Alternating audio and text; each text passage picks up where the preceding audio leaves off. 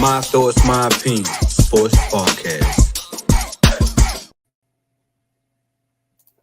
Yo, what it is? Welcome back to another episode of MTMO Sports Podcast. Doug. Got a little way back. Give me 1 second, real quick. And like I said, this is the Halloween edition. You feel me? I know Halloween is over with. It was yesterday, but I still got some more trick or treating to do. You feel me? On this very spooky sports edition. You feel me? But before I get to dropping on what this episode is going to be about, yo, please do me a favor. I am trying to grow this YouTube channel to 1,000 subscribers. So if you would like to help me out, yo, make sure y'all can go ahead and tell a friend who can be a friend who possibly wants to be your friend that MTMO is the dope sports podcast that they need in their life. You feel me? Because I give out all the great opinions on the great topics that's going on in the sports world. So if you're tired of the same old regular thing, you want to hear a different voice, something that's going to be unique, give my own opinion, and not just the same opinion that you hear over and over on other sports stations, this is the channel that you want to be tuned in. You feel me? So make sure y'all go ahead and tell a friend that MTMO Sports Podcast is that sports podcast that you need in your life. You feel me? So now that I got that out the way, yo, this is going to be a dope show. You feel me? I got a loaded show. So I'm going to be talking about the recap of last night, Thursday night game between the Jets and the Texans. Did the Jets really show up, or did the Texans just really have a bad game? Can't wait to give my opinion on that. Going to be talking about the Heisman candidate. Is he for sure in to win the Heisman Trophy this year, or do we go ahead and give it to somebody else? I'm going to give you my opinion why I think this guy should be the Heisman Award winner. I'm going to be talking about another former first-round draft pick being benched. And is it his fault or is it an NFL fault that he's been benched? I can't wait to get my opinion on that. And then we're going to take it to the NBA, where there's some trouble with some big stars there. Joel Embiid doesn't want to play back-to-back games. Can't wait to get my opinion on that. And it's a possibility that Giannis might force his way out of Milwaukee and go somewhere else. Can we picture that? So I cannot wait to talk about that, yo. Like I said, it's going to be a dope show. But let's go ahead and start this recap. You know what I mean? Because like I said, last night's Thursday night game was a real Halloween type of game. Because we seen that the Jets could be maybe a treat. After all, after they got rid of their head coach, after they brought in a new wide receiver, it's a possibility that the Jets can be looked at the right way. Because last night they beat a contender, and it was an AFC contender where I feel that everybody feels like this team can go deep. Last night, the New York Jets wound up beating the Houston Texans in a 21-13 game. And honestly, the Jets really showed out this game. This team looked really complete. This team looked a little different. And it wasn't just on their offensive side of the ball. Their defense was forever dominant last night. It didn't look like C.J. Stroud should be even mentioned in the MVP conversation like everybody keep putting them in. But, you know what I mean? Every dog has his bad day. But it was the Jets last night who didn't have a bad day last night, man. Like I said, the old dog, Aaron Rodgers, kind of had a decent game last night. That's probably going to make you think or otherwise that maybe he still got a little game left. Aaron Rodgers last night went 22 from 32, 211 yards, 3 touchdowns, no interceptions, was sacked 2 times, and he was averaging 6.6 yards. Not bad. You know, I mean, he was efficient. There was some throws that I felt like got him out of there. And this one particular throw last night that really saved him was this spectacular catch by Garrett Wilson. But Garrett Wilson just didn't have one spectacular touchdown catch. He had 2 last night, Doug, and both of those was one-handed. But it was this one right here that had everybody questioning, looking. It's like, damn, is Garrett Wilson starting to step on the scene to be a big-time wide receiver? Because that's what it looked like last night. Garrett Wilson played one hell of a game, man. Garrett Wilson had 9 receptions for 90 yards. And like I said, he had 2 touchdowns. He was averaging 10 yards a catch. That's pretty decent. You know what I mean? And then you had Devontae Adams, who finally stepped up on the scene, who had 7 receptions for 91 yards and 1 touchdown. And it was averaging 13 yards a catch. So now we sitting here, had all this rumbling because I was one of the guys. I ain't even going to hold you. I was one of the guys who said that the New York Jets was the AFC Carolina Panthers. I said it. I didn't have no faith in the Jets because I felt like the Jets got the same type of ability that the Panthers had, or the Panthers had the same ability that the Jets had. Now, they was having struggling quarterback play, Carolina and the Jets, because before this game, Aaron Rodgers only had 1 good game, and that was week 2. Running back play, decent running back play. That was their strong suit, where Carolina Panthers can run the ball and the New York Jets can run the ball because they got a 2-headed monster and Breece Hall and Byron Allen. Wide receivers, pretty decent. Before Deontay Johnson got traded to the Ravens, can't wait to talk about that later. But before that happened, I felt like the Carolina Panthers did have some decent wide receivers. And Deontay Johnson, Adam Thielen, and I forgot the other guy. But they had at least 3 good wide receivers. But it was the quarterback play that it really couldn't help them show the world that these wide receivers in Carolina is really pretty decent.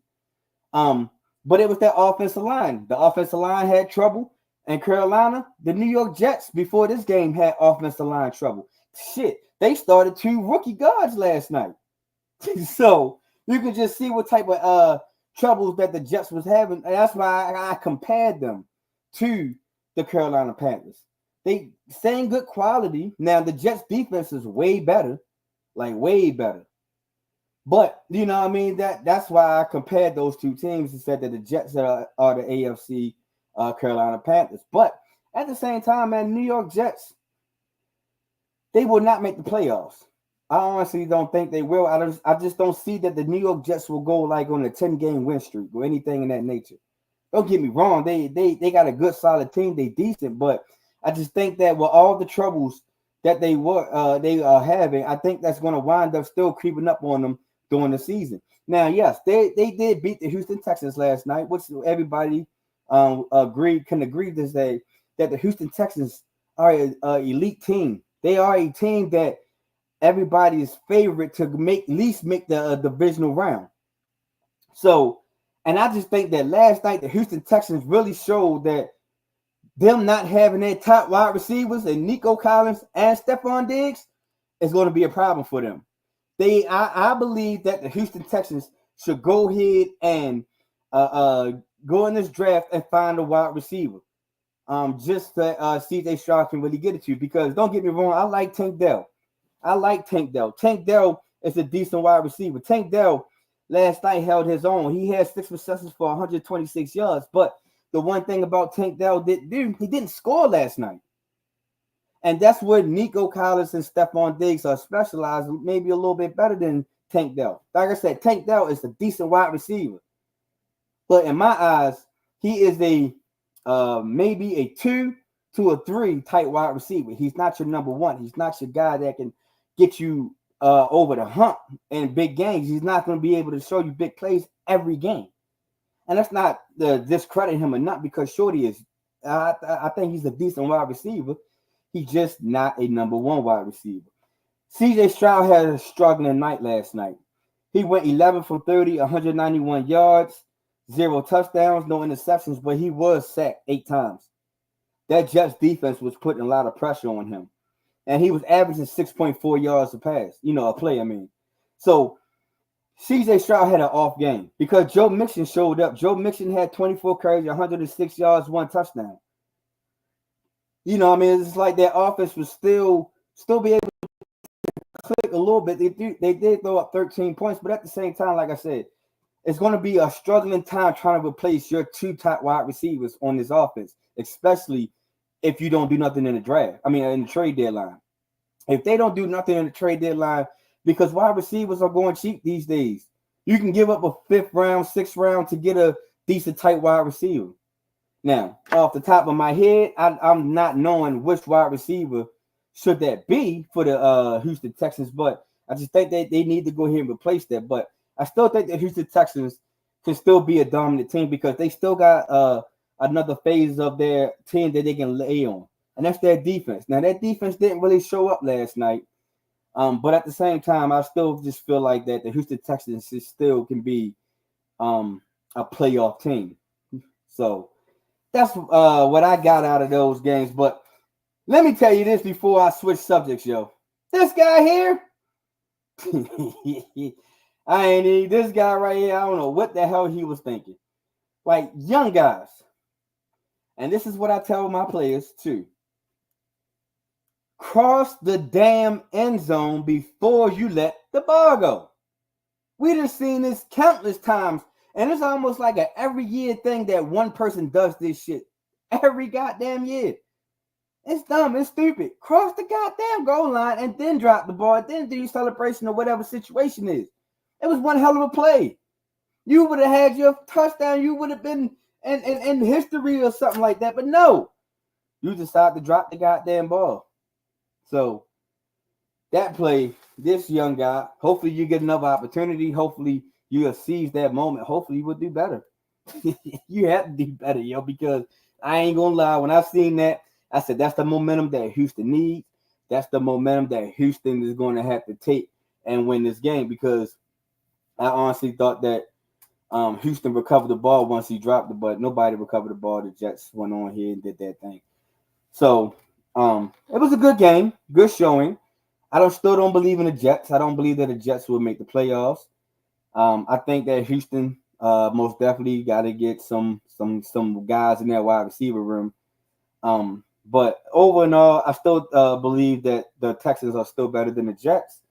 And I'm not sold on the New York Jets just because they beat Houston Texans on a bad night.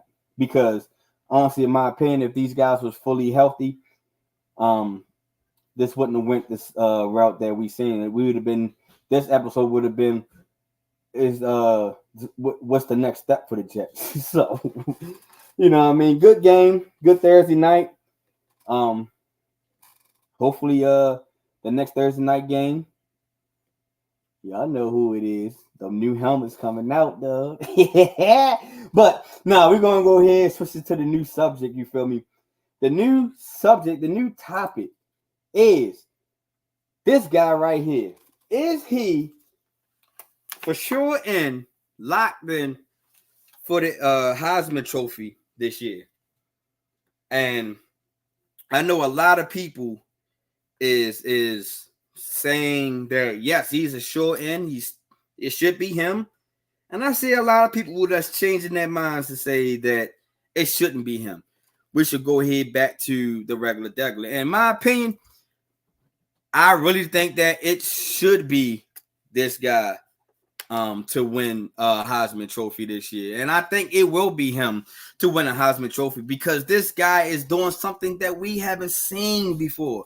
He's playing on both sides of the ball. Now, don't get me wrong. Yes, we've seen players play on both sides of the ball, but he is dominating on both sides of the ball. Because, like, right now, he done played over 380 snaps. And he got over 600 receiving yards and 6 receiving touchdowns. That's on offense. And then on defense, he played over 360 snaps. Got 18 what he got? 2 interceptions, and he got 18 tackles for total 18 tackles for loss. Like, that's something special right there. We don't get that a lot. We ain't gonna never see that again. In my opinion. I just think that no disrespect to Ashton Jensen, no disrespect to my guy Ward, which I believe that, give it to him. He's a U product. And Dylan Gabriel. Travis Hunter is a dog. Travis Hunter is, like I said, is a spectacular player. And him doing it on both sides of the field is just magnificent. Like, this guy is playing almost up to 800 snaps so far. 800 snaps. Like, offensive players alone barely gets that before their season is over with. And you know, man, for him to do it on both sides, and that shows that, number one, he has the heart. He is a dog, like Coach Prom said it. And then number two, this guy is very special.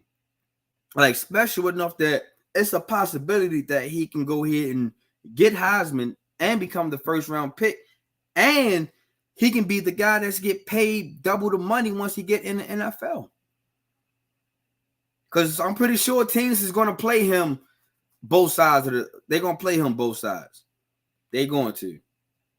Especially if they're whatever depth chart is thin at. If it's thin in the wide receiver, he's going to play wide receiver. If it's thin in the DB room, he's going to play DB. So I just really just feel like that he is going to be a record changer. And then the thing about it is why I say he's going to be setting the records, yo. It's like he's not he is making records. He's not chasing them. And then that's like something real special. That's like he is, yo. He is making them. It's not nowhere that he got to say and be like, yo, do this because this guy did this, or he is setting a bar for the next athlete to do this, because Colorado has another athlete that plays both sides of the ball, and a lot of people don't even know that. It takes a very special gift and very special talent to do this. And Travis Hunter is the first player in Big 12 history to be named both offense and defensive player of the week. Like, that is most definitely setting records. You know what I mean? Don't get me wrong. Yo, Ashton Gentry is making big time numbers. He's doing big time numbers.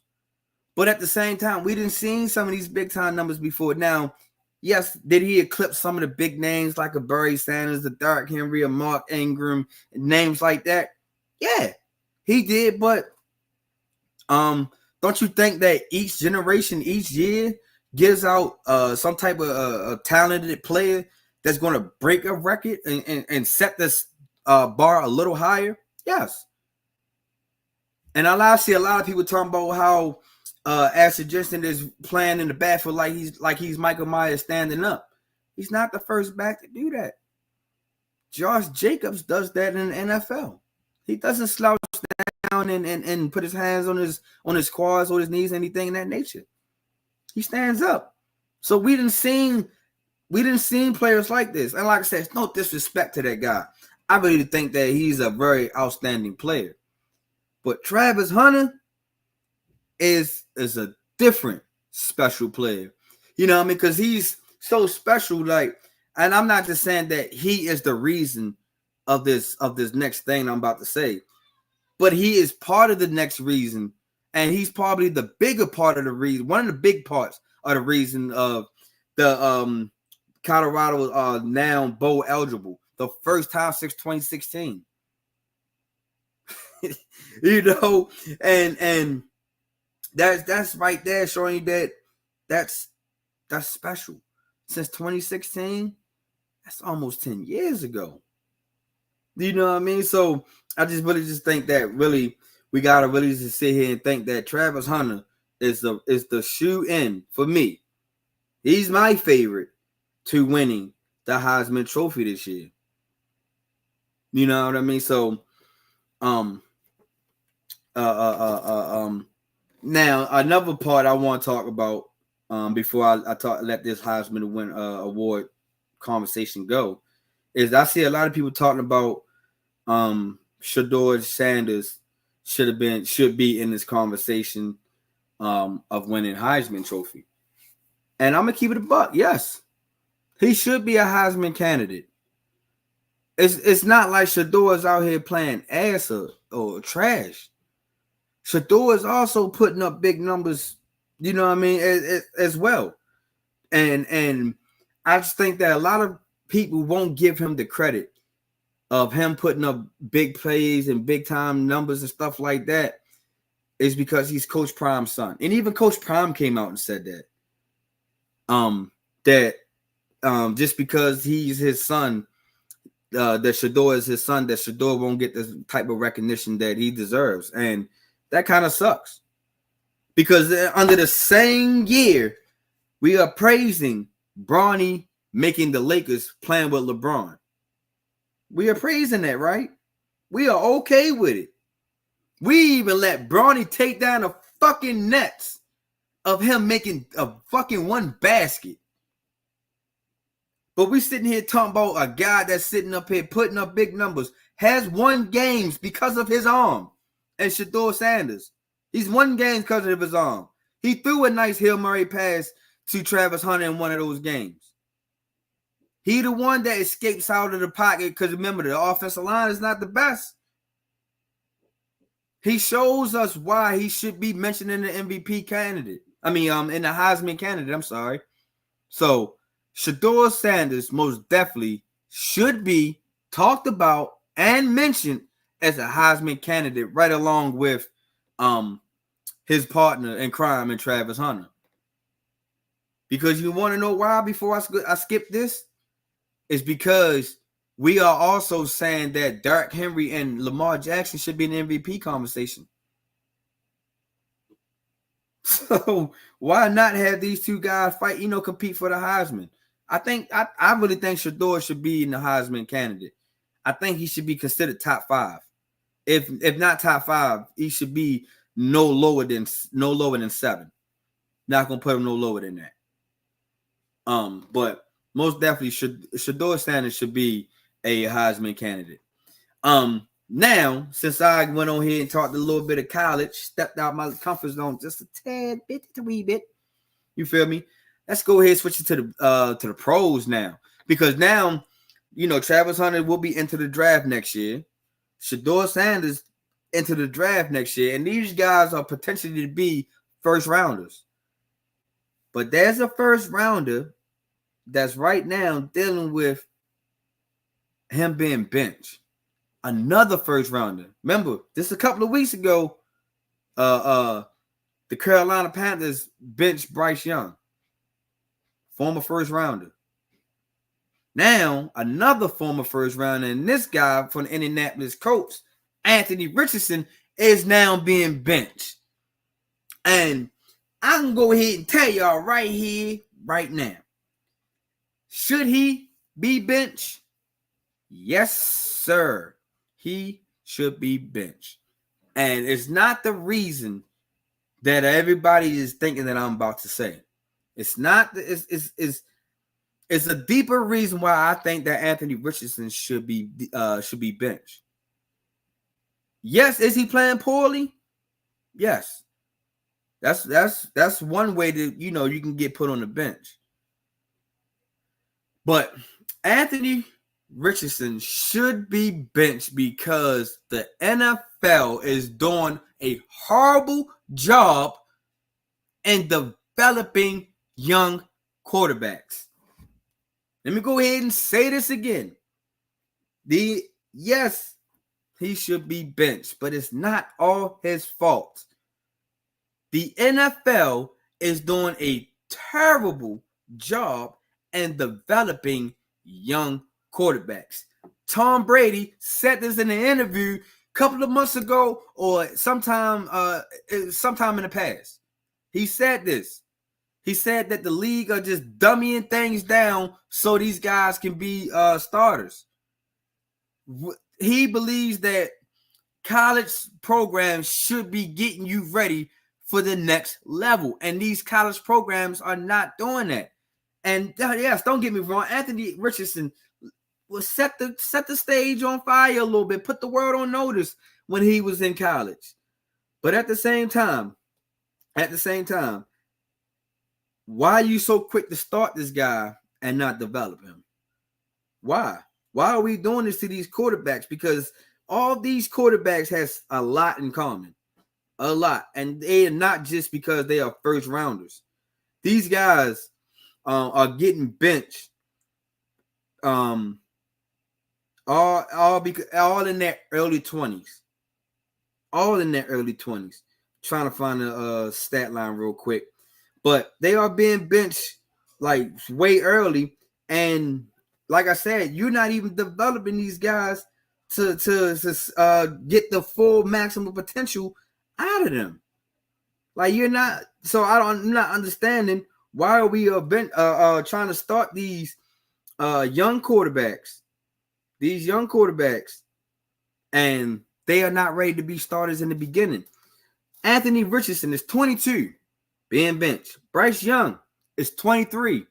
He was benched. Trey Lance, 24. Different story for him. He got injury and lost his job, but he's being benched. Justin Fields, who's 25, bench. Will Levis, 25, bench. Deserving, though. Zach Wilson, 25, bench. Deserving. Mac Jones, 26, bench. Kenny Pickett, 26, bench. All these young quarterbacks was not developed. All these quarterbacks were not your franchise quarterbacks in my eyes. You know what I mean? Don't get me wrong. Justin Fields, you probably could have. I think Chicago should have maybe stuck with him a little bit longer, but I understand when something is new, flashy in your eyes, and looks appealing, you're going to take it. I totally get it that. But these guys all have something in common that the NFL don't know how to develop young quarterbacks. Look how long it took Sam Darnold for him to actually look like a decent quarterback before we was all sitting here like scratching our heads like, is Sam Darnold an MVP candidate when he went on that 5-game winning streak? But look how long it for him to actually, he had to go through Carolina. He was a starter there, but then he got taken away.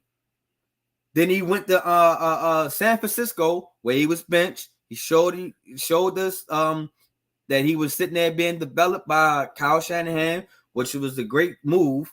And then once he got his opportunity, which is now to be a starting quarterback, he's showing us that yes, he should be a starting quarterback. He was able to develop.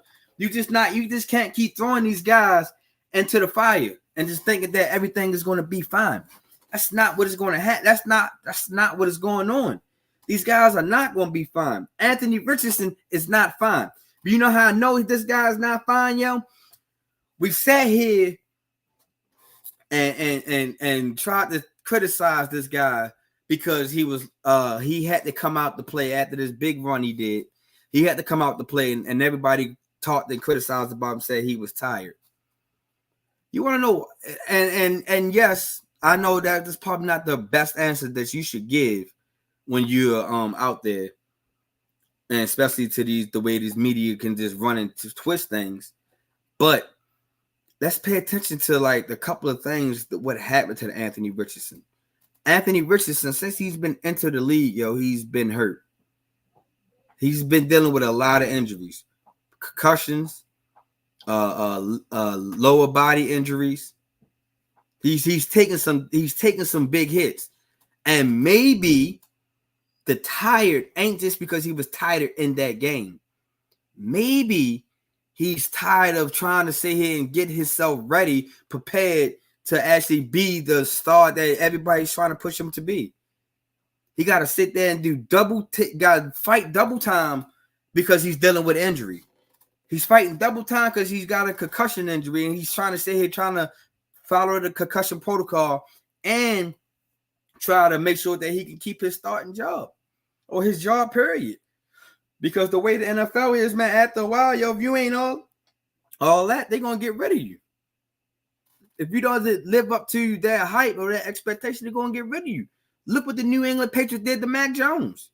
They didn't bench him. They got rid of him. They didn't try this. They didn't say, no, let's go ahead and develop this guy. They said, no, we're going to get rid of him. And Anthony Richardson is trying to live up to what the coach is asking for him. And I think that's what he meant in my eyes when he said he was tired. He's doing a lot. He's doing a little bit more than an average football player for real. Especially if he's coming back from an injury. So that's where I get him of being tired. But honestly, in my eyes, it's the best move that the coach can do right now. For the simple fact right now, the Colts have a better chance of making it to the playoffs with Joe Flacco than they can with Anthony Richardson. Like right now, if Anthony Richardson was to play this Sunday, they had the Colts have a 21.2% chance of making the playoffs. But if you put old Joe Flacco in, Mr. Super Bowl MVP, Mr. Get Hot at the right time, the Colts have a 42.3% chance of making the playoffs. So that's why the Colts made that change. That's why the Colts went on ahead and said, we got to go this route. And like I said, I just think that that's the best route for them to go right now. And I just think that Anthony Richardson really just needs to go ahead and develop to be a starting quarterback. He need to take notes from Joe Flacco, how he come up to how he approach game time, how he approach media, how he approach, a lot of different things. And I think that if he learns that will help Anthony Richardson in a lot of ways that he didn't know that he may need. So I just think that that's the route that Anthony Richardson should go ahead and take. But in all, Anthony Richardson is in okay hands. And this is the last statistic and why I think that he's in okay hands. Because we can go ahead and compare him to Josh Allen. And in that first 10 career starts, Josh Allen had 2,139 total yards.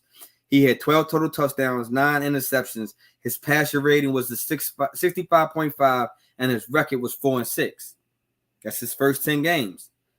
Anthony Richardson has a 1,913 total yards, 12 total touchdowns, 8 interceptions. His passer rating it's a 68.8% right now, and his record is 5-5. So there's still hope for Anthony Richardson. Like I said, I just think he just needs to go in and take this time and develop and learn how to be a starting quarterback. And I think that will help him in his future and help him in the long run. So that's my piece on the Anthony Richardson part right there. I gave you the Jets recap. I didn't give you why I think Travis Hunter is my favorite to win Heisman. Gave you my opinion on Anthony Richardson being benched and why. And now let's go ahead and switch it over to the NBA, because there is some big time names who feel like them playing back-to-back games is not happening this year. And he came out publicly and said that he wasn't going to play any back-to-back games. That's dead. There's no way he's going to do that.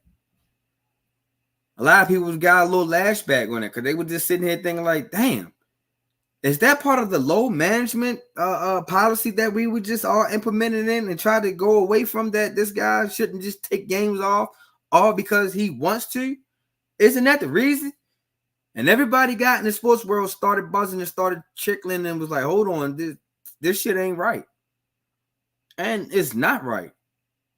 So the NBA went on here and fined the 76ers a nice fine. A nice fine.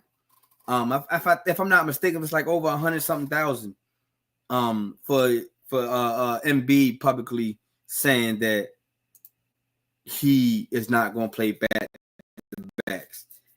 Then once he got fined and everybody was all in there, in their feelings about this, and people is questioning Joel Embiid of him playing back-to-backs, and he came out in the media and said that I've done way too much for this fucking city to be treated like this. He's pissed, he's upset, he's mad, all because that the fans are sitting there like, dog, you are our biggest star in the city. Literally, the biggest star in this city. Height-wise, weight-wise, probably too. But you the biggest star in this city. And you going to sit here and tell us that you ain't going to play back-to-backs. You're not going to sit here and tell us that one of the most dominant big men in this league is not going to help his team get to the finals. You telling us that one of the most dominant guys who just won MVP a couple years ago is not going to compete for another MVP? You telling me that this guy is not going to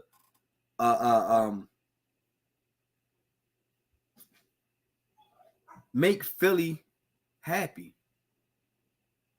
No, because he came out and said that he broken his face twice, came back early with all the risks, losing my vision, had broken fingers, and still came back. I had knee injuries, I had hip injuries, he had all these type of injuries. And he said that he is most definitely done risking his body for the city of Philadelphia.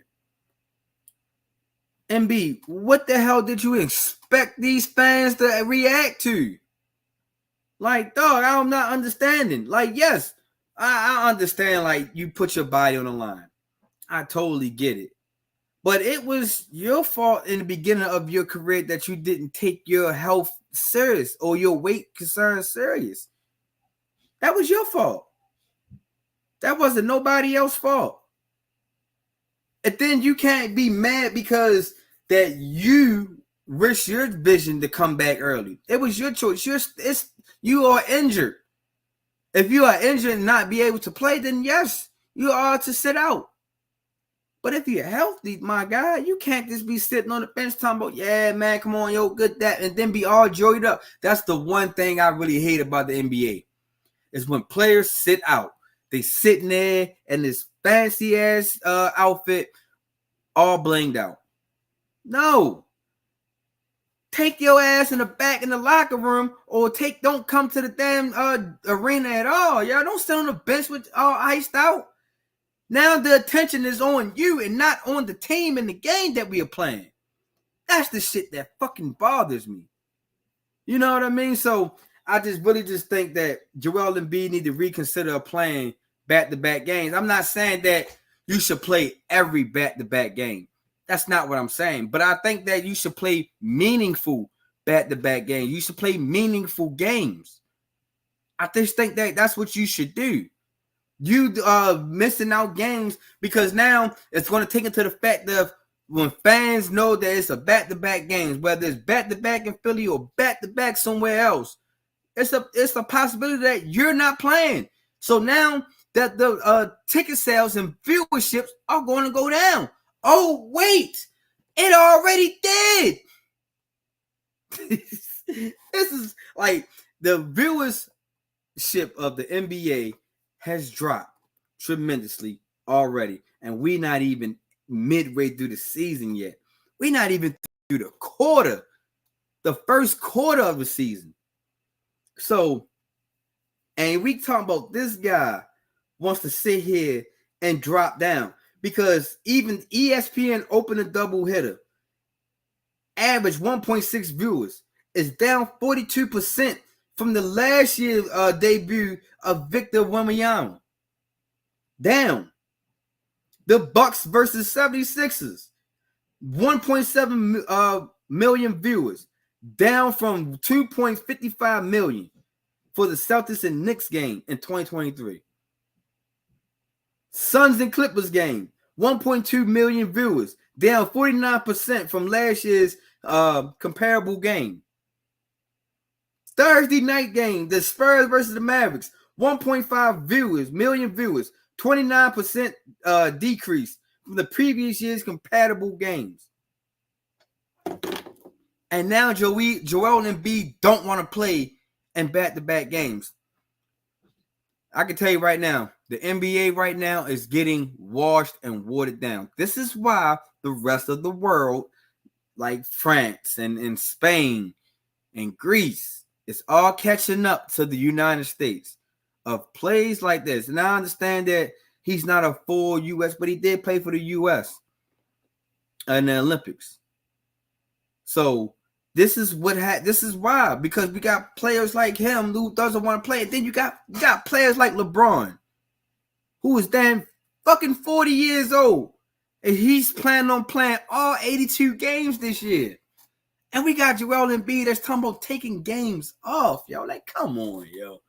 So I really think that Joel Embiid need to really, really reconsider his thought about him not playing back-to-back.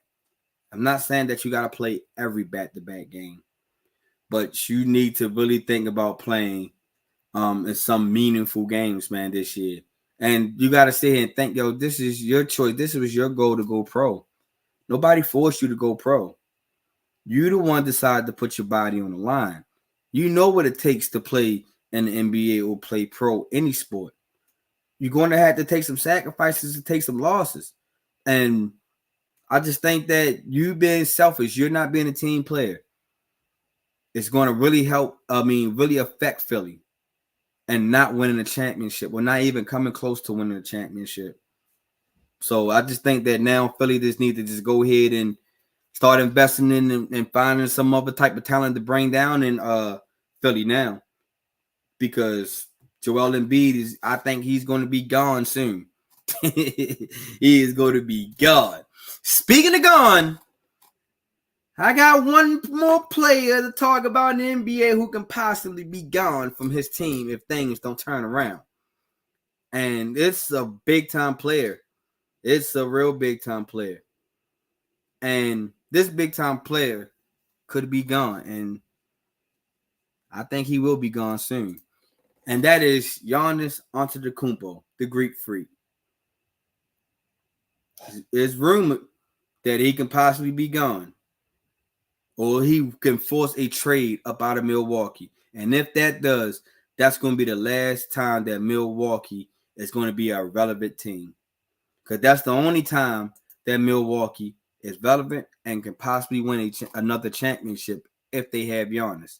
And I just think that right now, with the way that this team is playing, this team doesn't have a chance of making it back to the finals. Now, it's early. Things can change.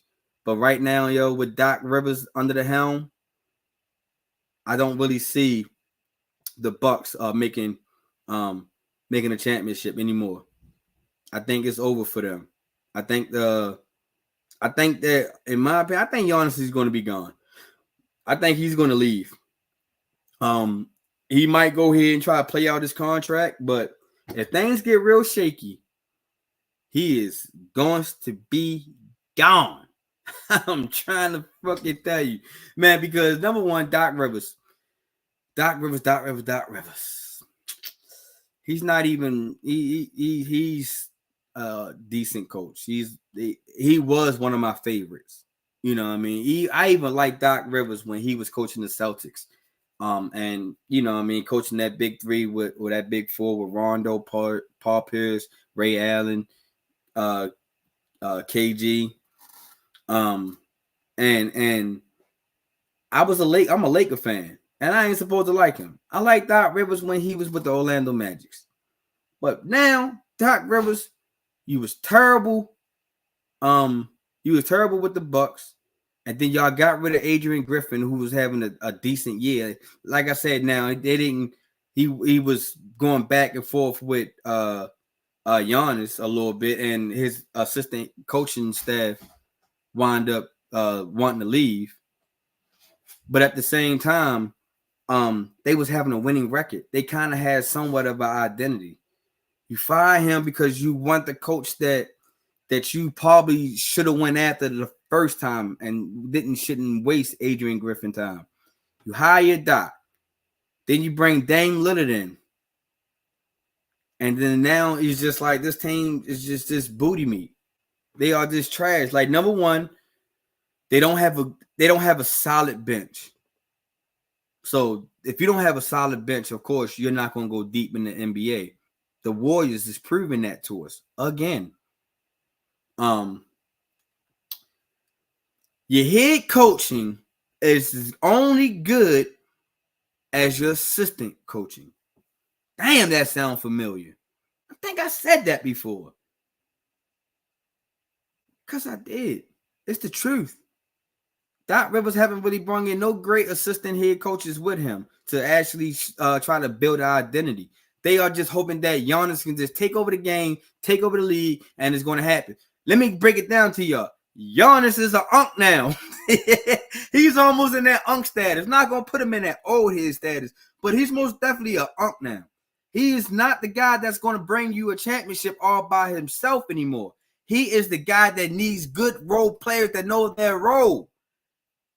That's what's going to help Giannis. And if you don't have a bench and you don't have an identity, the Milwaukee Bucks is not going to win a championship, even if Giannis have a spectacular year. So, I think Giannis should go ahead and take his talent somewhere else. Now, I understand that it's going to take hell and hot water to get Giannis on your team. It's going to. I totally get it.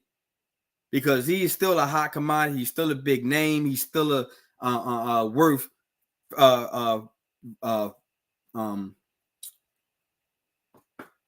first round picks and second round picks. He's worth that.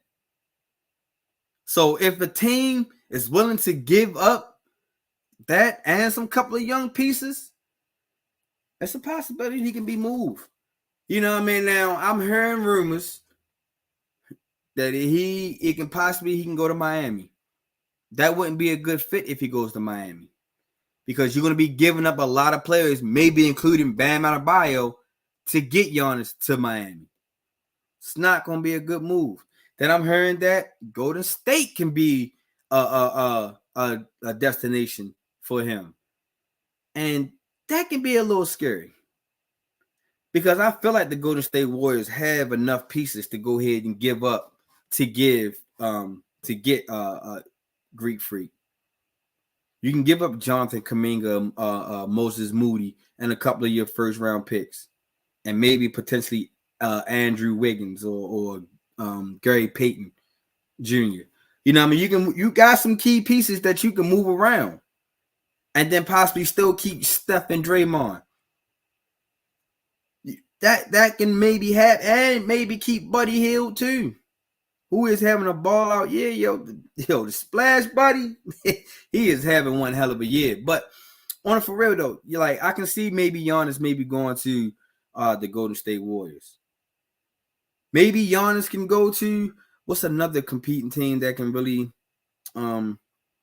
give up some key pieces and maybe still win.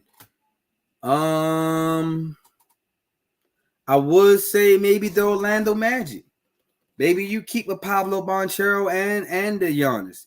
But now you got to sit here and think how these two really going to really play with each other, play alongside with each other. That's going to be kind of tough because they almost type similar. Paolo can shoot a little bit better than Giannis. But at the same time, I just don't think that will be a good fit and a good matchup. But I can all tell you that overall, though, that Warriors one sounds real legit. If you say it, just think about it, man. So that's just where I think. So I really just think that Giannis will be forcing this. I think he's going to request a trade. If it's not this year, it's going to be next year. And if this team, and it really depends on how this team really start having a fallout towards the end of the year. You know what I mean? Or like I said, it's still early. Things can change. But, you know what I mean? Last night, them losing to the Memphis Grizzlies, it really showed that this team is something. They need to really take a hard look at themselves, because right now they are on a 4-game losing streak now. Their last win was against the 76ers. They lost to the Bulls. They lost to the Nets. They lost to the Celtics. And then they lost to the Grizzlies last night. And it's not like nail-biting games. They lost to the Bulls by 11. They lost to the Nets by 13. They lost to the Celtics by 11. They lost to the Grizzlies by 23. I'm sorry. And it's like, you know what I mean? It's just showing that they are currently tied with the Pistons and Raptors for the last place in the East. That's how bad the Bucks is right now. Like, last place, yo. It's like right now, yo, they start the season off 1-4. So I just really just think that the Bucks gotta find an identity. If they don't find an identity or find another coaching, somebody that can fit better, Giannis is going to be gone. I really just think that he's going to be gone. So there go my take right there, yo. Oh, you know what? Let me go ahead and give y'all my week 9 picks of the NFL before I let y'all go. I almost forgot all about that for a minute. You feel me? But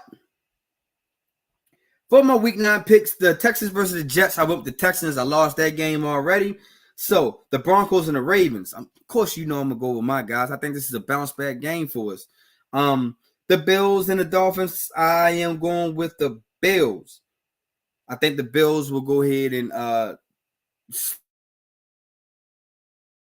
still more dominant team in the AFC East. For the Chargers and the Browns, I'm gonna go with the Chargers. I just think that James Watson, he got away and beating the hardball last week. I don't think he's gonna beat a hardball in back-to-back weeks. So I'm gonna take the Chargers that game. The Saints and the Panthers, I'm taking the Saints, even though both of those teams is not all that good. But I just think that the Saints has the better team. The Raiders and the Bengals, I'm gonna go ahead and take the Bengals. I just feel like the Bengals are better than the Raiders. So I just think that that's gonna happen. The Commanders and the Giants, I'm taking the Commanders. The Commanders are the true dominant team in the NFC East, and I just think that they can go ahead and beat the Giants. The Cowboys and the Falcons, I think I'm gonna go ahead and choose. I went with the Falcons. I think the Falcons are a better team, and I think that the Cowboys are having a struggling time. And I think that if they don't win this Sunday, their playoff chances and their season will be over early. The Patriots and the Titans. I'm gonna go with the Titans. I just don't think that the Patriots really have what it takes to beat the Titans. I just think that they're gonna be starting Jacoby Brissett. So I just don't think that they will win. The Bears and the Cardinals. I went on ahead and take the Bears. I think the Bears are a better team than the Cardinals. The Jaguars and the Eagles. I'm taking the Eagles on this with the Jaguars, just a booty ass team, man. I really don't see them winning. The Lions and the Packers, I went over here and chose the Lions. I think the Lions are a better team. I think that Jordan Love is not playing this week, so the explosive Lions will go ahead and win this game. The Rams and the Seahawks. I chose the Rams. I think that the Rams with Puka is very scary, and the Seahawks is still an up and down team. They're still trying to show who their identity is. The Vikings and the Colts. I went on ahead and chose the Vikings. I think that the Vikings defense will come alive against the Colts. With the quarterback change, I just think that the Vikings got a chance to win that. And the Buccaneers and the Chiefs, I think that the Chiefs go ahead and have an undefeated record for another week, so they will stay undefeated. So there you go. There go my week 9 picks right there. Texans, Ravens, Bills, Chargers, Saints, Bengals, Commanders, Falcons, Titans, Bears, Eagles, Lions, Rams, Vikings, Chiefs. If you think your picks are better than mine, drop them in the comments, and we will compare and match them up by the end of the week. By the end of week 9. So I appreciate everybody who tuned in, man, on this dope Halloween episode. I hope I gave you more treats than I gave you tricks. You feel me? Like I said, I greatly appreciate it, man. Make sure y'all go out here and tell a friend who can be a friend, who wants to be a friend, that MTMO Sports Podcast is one of the dopest podcasts out here, and it's going to give you some the best opinions, and it's not going to be the same repeated wrench opinions over and over. So make sure they come on here to this show every Friday at 6 p.m. Eastern Standard Time, man, is where I be kicking my facts at. You feel me? So greatly appreciate it. Make sure y'all go out here and spread the word. Tell them that I'm trying to get to my goal to 1,000 subscribers to this channel. I will greatly appreciate that. You feel me? Make sure y'all go out here and check out my favorite ladies in their new episode, man, where they're interviewing a former Dallas Cowboy, if I'm not mistaken. Real dope episode. I'm about to go up here and finish it. Also, after I finish that, I'm going to be finishing. Check out Carmelo Anthony's new book, man. Real dope so far, yo. I'm just a couple pages in, but it feels like that Melo is really talking to me on some for real shit, man. So that's all the shout outs I have for the day. Make sure y'all go follow my guy GC3 Hoops. He is most definitely having these great tournaments out there in Arizona. Like I said, check out my favorite ladies, Locked In Sports.